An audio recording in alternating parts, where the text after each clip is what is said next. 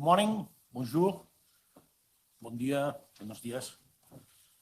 Dear colleagues, dear friends, it is an honor to have you all here in the European Parliament, in Brussels, to talk about Africa in the 21st century, old and new borders, federalism, and self-determination. As you all well know, African borders are perhaps amongst the most artificial in the planet. Artificial and imposed borders that had to create nations, or that united different peoples, or that superimposed and manipulated territories and landscapes. Africa, as Europe, is a continent rich in heritage, linguistic and cultural diversity.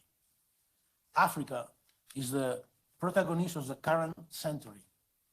Africa is the second largest continent on Earth and the second most populated, with 1.4 billion Africans, according to the latest projections. And last but not least, is the youngest by far, with an average age of 19 years old, half of Europe's 24 years.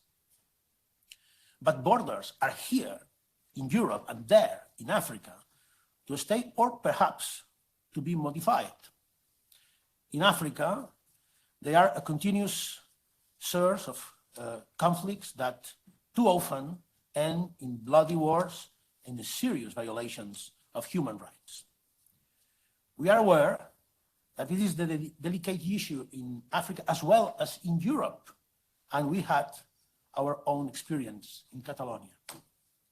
As a member of the European Parliament delegation for relation with the Pan-African Parliament, we thought that we had to dedicate an event to some of the trends happening in Africa, that of claims for changing policies within federations or new nations. South Sudan became an independent nation only in 2011. It is proof that borders change. In this case, after a long war, unfortunately. On the other hand, Somaliland is struggling to maintain its statehood since the first declaration of independence in 1960, as former British Somalia, and since the second declaration in 1991 from Somalia. International recognition is hard to achieve, even proving that Somaliland is the most stable country in the Horn of Africa, but the recent agreement with Taiwan is a reason for hope in the near future. In other cases, as in the Democratic Republic of the Congo, there are alternative proposals involving federal or autonomous systems trying to accommodate different regions and peoples in a giant country the size of Western Europe, of more than 100 million people and 241 spoken languages. After a long war, the eastern region of Kivu is still experiencing turmoil and conflict as we speak. I believe that all political proposals, federalism, autonomy, independence, or unitary state are equal, legitimate only if they are adopted with the consent of the peoples and nations involved. Today, our speakers are here to discuss these cases and hopefully bring new insights to very complex political processes. Today, 8th March, is the International Women's Day. It is therefore an honor to count on two of the speakers who have been involved in defending women's rights in their respective African countries.